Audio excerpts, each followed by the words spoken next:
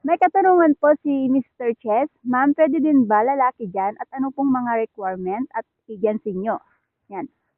Pwede po ang mga lalaki po dito at marami din pong mga hiring na pwede pong applyan ng mga lalaki.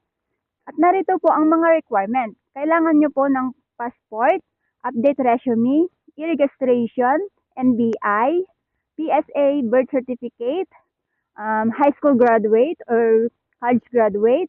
Pwede na rin po ang junior high or ALS graduate. Yan po, di ba? Form 137, POR, Certificate of Employment. PO certificate, marriage certificate kung kasal na po kayo. At pwede rin nyo pong i-indicate po yung pag-ibig number nyo po. Yan.